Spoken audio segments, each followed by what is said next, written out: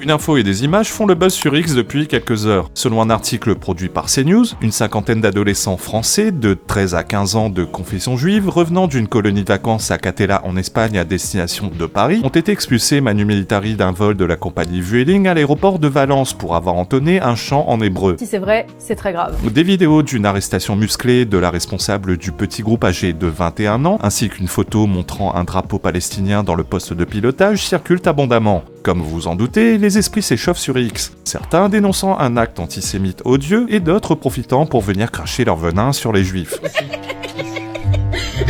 Il est important avec ce type d'information de prendre un certain nombre de précautions et de ne pas s'emballer. Par exemple, la photo de ce drapeau palestinien présent dans le poste de pilotage me laisse perplexe. On peut voir des installations par la fenêtre du cockpit. On peut également voir que le pilote a la main sur la manette des gaz. Les ados n'ayant pas effectué ce vol, on peut donc en conclure qu'il s'agissait de la phase qu'on appelle pushback ou repoussage en français, c'est-à-dire lorsque l'avion quitte le parking avant d'effectuer le roulage sur la piste. Première chose qui cloche, lors des phases de pushback, le commandant de bord n'utilise pas la manette des gaz. Cette manœuvre est effectuée à l'aide d'un véhicule de piste qui pousse l'avion en arrière et l'amène jusqu'à la piste. Deuxième problème, comment un passager a-t-il pu prendre en photo l'intérieur du poste de pilotage? Quand les passagers embarquent dans un avion, qui plus est un gros porteur A320 comme ici, les pilotes sont censés être enfermés dans le poste au calme en train de préparer leur avion pour le décollage. La porte est toujours fermée à ce moment-là. Et de toute façon, à ce moment précis, il n'y a aucune raison qu'il ait la main sur la manette des gaz. Quand un pilote autorise l'embarquement des passagers, sa checklist de décollage est déjà faite et il est soit à l'extérieur de la cabine en train de discuter avec le personnel de bord, soit il a le nez plongé dans la paperasse et de toute façon, la porte est censée être fermée à ce moment-là. Et puis, une manette des gaz, c'est simple. Plus l'angle par rapport au bas est élevé, plus il y a de la puissance. Il peut arriver que des compagnies utilisent le moteur au ralenti lors de la phase de pushback, mais vu l'angle des manettes sur la photo, on dirait que les moteurs sont presque à pleine puissance, ce qui n'a aucun sens. Enfin, que fout un drapeau sur ces instruments de bord? Il est fou! Bref, il faut se méfier de cette photo. Soit elle est truquée, soit elle est décontextualisée et n'a rien à voir avec l'événement dont on parle. Je sais pas, genre un pilote se met en scène et son collègue le prend en photo pour les réseaux sociaux. Soit elle est vraie, mais à ce moment-là, ça voudrait dire qu'il a enfreint quantité de règles aéronautiques de base, et c'est très grave. C'est très grave. La compagnie aérienne a entre-temps communiqué sur l'expulsion du groupe. Elle se défend de tout acte lié à la confession juive des contrevenants et justifie sa décision de faire intervenir la police pour expulser tout ce petit monde suite à des comportements belliqueux mettant en péril la bonne tenue du vol. Mesdames et messieurs, ici votre commandant de bord,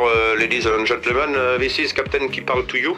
Nous rappelons à tous les hommes que ce vol est non fumeur. We speak to the bonhommes that his flight is not possible to few. Je m'intéresse beaucoup au domaine de l'aviation. Les commandants de bord sont des gens sérieux et j'ai beaucoup de mal à les imaginer virer des gens pour des raisons ouvertement idéologiques ou racistes devant des dizaines de témoins. Connaissant l'importance des enjeux financiers et médiatiques dans le domaine de l'aviation, il me semble hautement improbable qu'un pilote prenne ce genre de décision sans avoir une raison valable et sérieuse de le faire. D'ailleurs, l'expulsion d'un passager est toujours la dernière option que choisit un pilote après avoir utilisé tous les recours à sa disposition, notamment la discussion et la négociation. Où est-ce qu'il a appris à négocier? Comme je le disais, les enjeux financiers sont énormes. Une expulsion de passagers, c'est un retard conséquent, donc une sanction financière, une image de marque dégradée et de possibles suites judiciaires dont les compagnies se passent volontiers. Bref, ne nous emballons pas. On sait pas toute cette affaire et il serait imprudent de parler d'actes antisémites si tôt. S'il s'agit vraiment d'un acte motivé par l'antisémitisme, c'est très grave et ne doutez pas que la compagnie sera lourdement sanctionnée. Mais pour vous donner mon avis personnel, je penche plus pour la bande de fouteurs de merde entraînés par l'effet de groupe qui a oublié que dans un avion il y a des règles et qui a trouvé un moyen de noyer le poisson en sortant la carte joker de l'antisémitisme pour espérer en sortir la tête haute. Affaire à suivre ou pas.